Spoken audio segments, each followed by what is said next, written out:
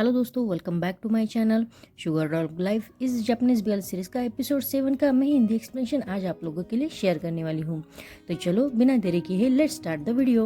Episode की शुरुआत में हम इसुमी और आमासावा को एक साथ सोए हुए देखते हैं। इसुमी अब नींद से उठता है। जब वो अपनी आंखें खोलता है तो अपने पास आमासावा को देखता है। आमासावा को इतने पास देखकर वो तो इतना शॉक हो जाता है कि सीधा बेड पर से नीचे गिर जाता है। उसकी आवाज से अब आमासावा भी नींद से उठ जाता है और सीधा इसुमी को बचाने के लिए वो भी नीचे गिर जाता है। इस वजह से इसुमी तो इतना एम्बेरस हो जाता है कि वो तो आमासावा के सामने भी नहीं आता। वो किचन में एक ही जगह पर बैठा रहता है। तो आमासावा उसे समझाते हुए कहता है, भूल जाओ, ऐसी कोई बात नहीं हुई है, इट्स ओके। लेकिन इसुमी कहता है, तुम कहना क्या चाहते हो, कैसे सब कुछ ठीक हो सकता है। तो आमासावा कहता है, तुम जैसे मेरे पास सोए थे वैसे ही मुझे याद आ गया। मैं भी एक दिन ऐसे ही ड्रंक होके ऐसे ही रैंडम प्लेस पर सो गया था। लेकिन इसुमी अभी भी बहुत नर्वस था। आमासावा अब अपने काम पे जाते वक्त इसुमी के पास आकर उसे कहता है, तुम्हारा आज का क्या प्लान है। तो इसुमी बताता है कि आज मुझे बस काम पर ही जाना है। तो आमासावा उसे अपना ख्याल रखते हुए कहकर उसके बालों को बहुत प्यार से सहलाते हुए कहता है कि तुम अपना ख्याल रखना। और इतना कह के वो वहाँ से चला जाता है। आमासावा के ऐसे सडनली करने से इसुमी तो और भी एम्बेरस हो जाता है। आमासावा के जाने के बाद वो खुद से ही कहता है, ये कितना एम्बेरसिंग है, मुझे लगता है कि मैं इस वजह से मर ही ना जाऊं। तभी उसकी नजर सामने वाले कार्ड पर पड़ती है और उसे समझ में आ जाता है कि 17 मई को आमासावा का बर्थडे है। अब जब वो काम पर होता है तो वो इसी बारे में सोचता है कि वो आमासावा को क्या गिफ्ट दे।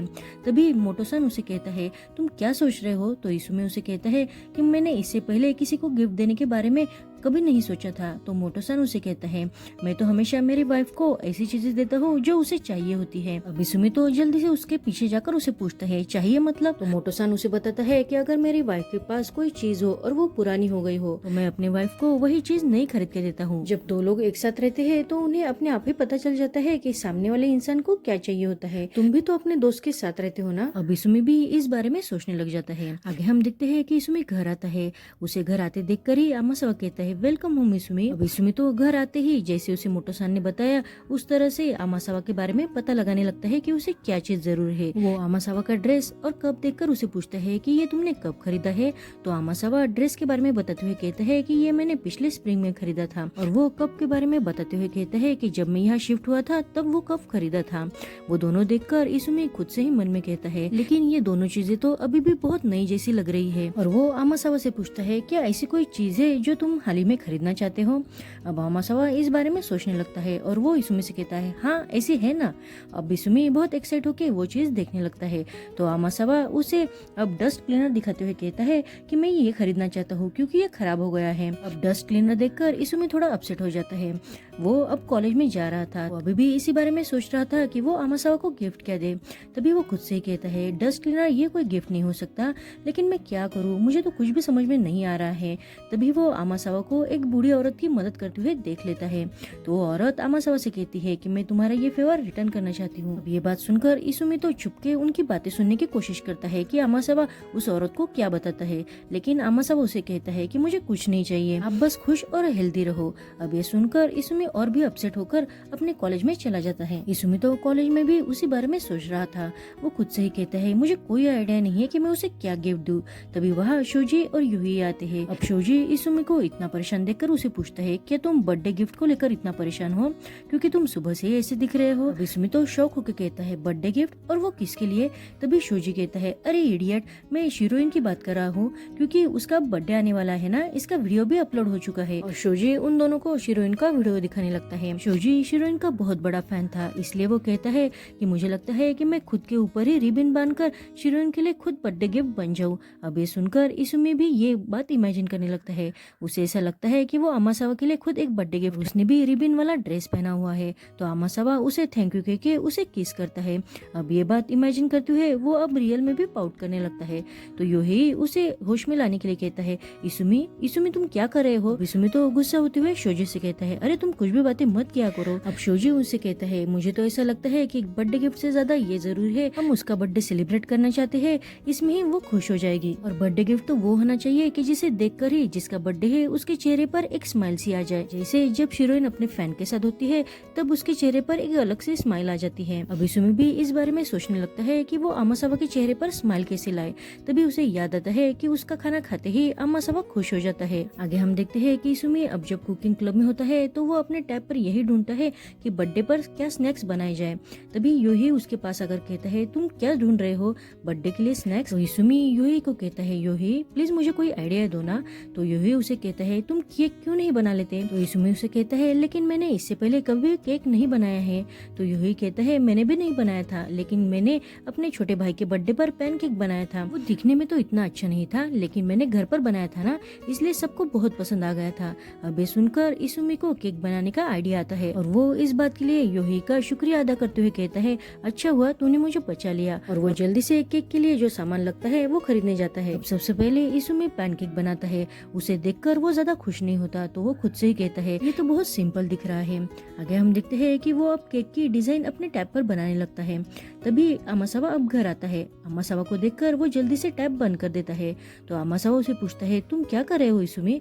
लेकिन इसुमी कहता है, कुछ नहीं। तो अमासावा उसके पास आते हुए उसे कहता है, तुम झूठ बोल रहे हो।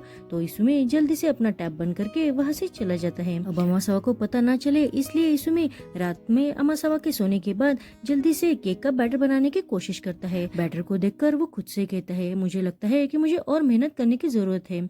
उस वक्त अमासावा के बर्थडे के लिए 4 दिन बाकी थे। अब अमासावा के बर्थडे के एक दिन पहले इसुमी अपने कुकिंग क्लब में केक बनाकर देखता है।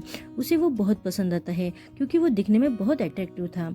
इसुमी अब उसे टेस्ट करता है तो उसकी टेस्ट भी अच्छी होती है। उसे खाकर इसुमी तो बहुत खुश हो जाता है। अब फाइनली अमासावा के बर्थडे का दिन आता है। अमासावा तो रेडी होकर अपने काम पर जाने लगता है। इसुमी डेकोरेशन का सारा सामान जल्दी से विंडो के कर्टन के पीछे छिपाने लगता है। अब अमासावा देखे उससे पहले वो जल्दी से सोफे पर वही का वही बैठा रहता है। तो अमासावा उसे पूछता है कि तुम वहाँ क्या कर रहे हो? तो वो अमासावा को सच बात न बताते हुए कहता है, मैं यहाँ सनलाइट ले रहा हूँ।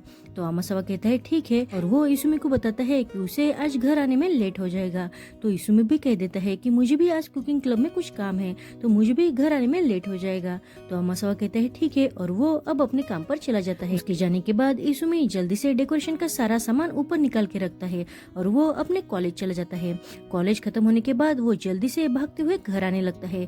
तभी वो शोजी और यूही से टकराता है। तो यूही उसे पूछता है कि तुम इतनी जल्दी कहाँ जा रहे हो? हमें तो कुकिंग क्लब की पार्टी में जाना है ना। तो इसुमी उसे मना करते हुए कहता है, नहीं, मुझे एक बर्थडे पार्टी ऑर्गेनाइज करनी है। और इतना के वो बहुत खुश होकर वहाँ से भागते हुए घर आता है। अब वो घर आते ही अमासावा के लिए उसने जो सरप्राइज बर्थडे पार्टी प्लान की थी उसके लिए डेकोरेशन करने लगता है। उसने अकेले नहीं सारा घर बहुत खूबसूरती से डेकोरेट किया था।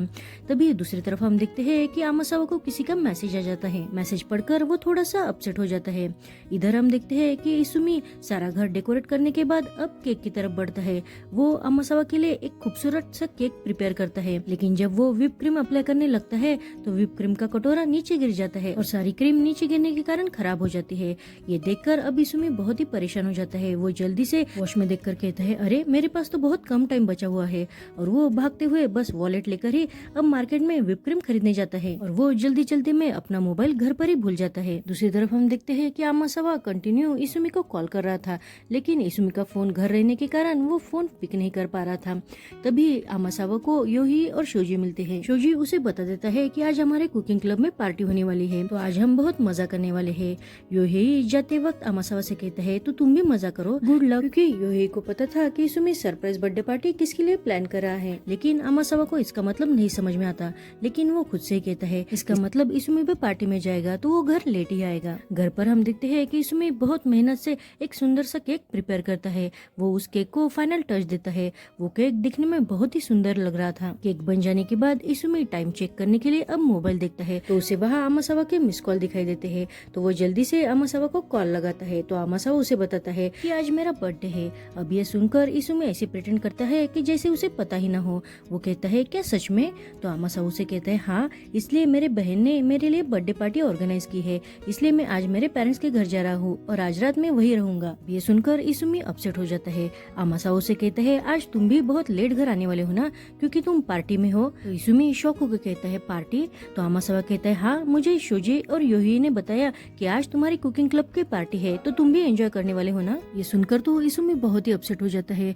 वो कुछ कह ही नहीं पाता। तो आमासावा ही उसे आवाज देते हुए कहता है, इसुमी क्या हुआ तुम्हें? तो इसुमी उसे कहता है, नहीं कुछ भी नहीं, मैं ठीक हूँ और तुम मेरी चिंता मत करो, तुम बस अपना बर्थडे एंजॉय करो। इतना कह के वो फोन रख देता है और फोन रखने के बाद वो बहुत अपसेट होते हुए केक को देखने लगता है और खुद से कहता है, मैंने इस सरप्राइज बर्थडे पार्टी के लिए कितनी मेहनत की थी लेकिन सब बेकार हो गई। अब आमासावा तो घर पर आने वाला नहीं था, इसलिए इसुमी सारा डेकोरेशन भी निकाल देता है और वो नूडल्स खाने लगता है।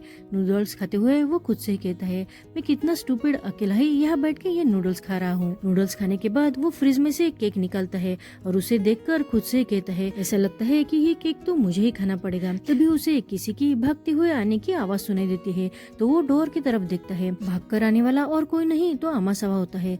उसे देखकर इसुमी तो शॉक होके पूछता है, तुम यहाँ क्या कर रहे हो? तुम तो आज तुम्हारे पेरेंट्स के यहाँ रुकने वाले थे ना? उसे देखकर आमासावा खुश होते हुए कहता है, अच्छा हुआ कि तुम घर पर ही हो। अब इसुमी तो कंफ्यूज होकर उसे देखता है, तो आमासावा उसे कहता है, मैंने फोन पर तुम्हारी आवाज सुनी तो मुझे ऐसा लगा कि तुम शायद पार्टी में नहीं गए हो और तुम घर पर ही हो। इसुमी उसे कहता है, क्या तुम बस इस वजह से घर पर आए हो? तो आमासावा कहता है, नहीं ये बात नहीं है, जब मैंने फोन पर तुम्हारी आवाज सुनी तो मुझे ऐसा लगा कि तुम बहुत ही अपसेट हो गए हो, इसलिए मैं जल्दी से भागते हुए यहाँ आ गया। तभी अब आमासावा सामने रखा हुआ केक देख लेता है। उसे देखकर वो बहुत ही खुश होती कहता है कि ये मेरे लिए है। तो इसुमी अब कतराते हुए कहता है, हाँ। तो आमासावा कहता है, यानी तुम्हें पता था कि मेरा बर्थडे है? तो इसुमी बहुत ही अपसेट होते हुए कहता है, एक्चुअली मैंने तुम्हारे लिए सरप्राइज बर्थडे पार्टी प्लान की थी। अब ये सुनकर आमासावा खुश होते हुए उसे कहता है, थैंक यू इसुमी कि तुम्हें याद था कि आज मेरा बर्थडे है और तुमने मुझे बताया क्यों नहीं कि तुमने ये सरप्राइज बर्थडे पार्टी प्लान की थी। तो इसुमी उसे कहता है, अगर मैं तुम्हें बताता तो वो सरप्राइज कैसे रहता, लेकिन तुमने तो तुम्हारा बर्थडे सेलिब्रेट कर लिया है तो तुम अब ये केक नहीं खा सकते हो। तो आमासावा अब इसुमी का अपसेट फेस देखकर उसे कहता है, एक्चुअली मैंने घर पर बस खाना ही खाया था, मैं तो बिना केक खाए ही यहाँ पर आया हूँ। ऐसा लगता है कि मेरे पेट को अब बस केक की ही जरूरत है। अभी सुनकर इसुमी के चेहरे पर एक स्माइल सी आ जाती है। तभी आमासावा बर्थडे का वो सारा डेकोरेशन भी देख लेता है और वो कहता है, अरे तुमने ये डेकोरेशन का सारा सामान भी लाया था, चलो हम सरप्राइज बर्थडे पार्टी प्लान करते हैं। तो इसुमी कहता है, अब तो तुम्हें पता चल गया है तो अब ये सरप्राइज कैसे रहा? तो आमासावा अब जल्दी से बर्थडे वाले कैप इसुमी के सिर पर रखते हुए कहता है, तुम तो इससे बहुत ही क्यूट दिखते हो। तो इसुमी वो कैप निकालकर आमासावा के सिर पर रखते हुए कहता है, आज तुम्हारा बर्थडे है तो तुम्हें पहनना होगा। वो दोनों मिलकर सारा घर बहुत अच्छे से डेकोरेट करते हैं। डेकोरेशन हो जाने के बाद जब वो घर देखते हैं तो वो बहुत ही खुश हो जाते हैं। आमासावा कहता है, तुमने सच में ये बहुत ही क्यूट बनाया है। तभी इसुमी अब लाइट्स ऑफ करके आमासावा के लिए केक लाते हुए बर्थडे सॉन्ग गाने लगता है। अब आमासावा तो बहुत ही खुश हो जाता है। वो कहता है, ये पहली बार मेरे साथ हो रहा है। इसुमी तो बहुत ही खुश होकर आमासावा को बर्थडे विश करता है। आमासावा भी अब केक को देखकर उसे कहता है, थैंक यू इसुमी। अब इसुमी उसे कहता है कि तुम्हें एक साथ सारी कैंडल ब्लो करनी है। आमासावा ट्राई करता है लेकिन एक कैंडल रह जाती है। इसुमी उसे फिर से बर्थडे विश करता है। आमासावा बहुत प्यार से उसे देखते हुए कहता है, इसुमी तुमने मेरे लिए जो कुछ भी किया उसके लिए तुम्हारा बहुत बहुत शुक्रिया। अब इसुमी आमासावा को बर्थडे केक देता है। उसे देखकर आमासावा कहता है, मैंने आज से पहले घर का बना हुआ बर्थडे केक कभी नहीं खाया है। तो इसुमी कहता है, मैंने ही आज से पहले किसी के लिए बर्थडे केक नहीं बनाया है। अब आमासावा तो बस वो बर्थडे केक देखने लगता है। तो इसुमी एम्बेरस होते हुए कहता है, बस करो, इतना भी मत देखो उसे, इतना वो परफेक्ट भी नहीं बनाया गया है। तो आमासावा उसे कहता है कि तुमने जिस फीलिंग के साथ ये केक बनाई है उसे देखकर मुझे बहुत खुशी मिली है। और वो बर्थडे केक खाने लगता है। बर्थडे केक खाकर वो सच में खुश होते हुए कहता है, ये तो बहुत ही डिलीशियस है।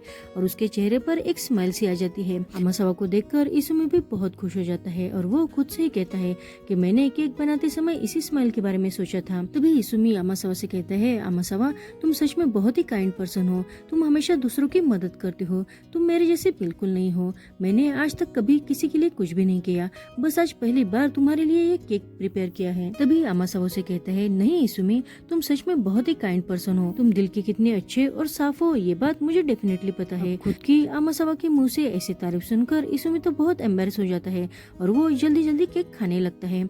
उसके इस बात से अब आमासावा हंसते हुए कहता है, तुम सच में बहुत ही क्यूट हो इसुमी।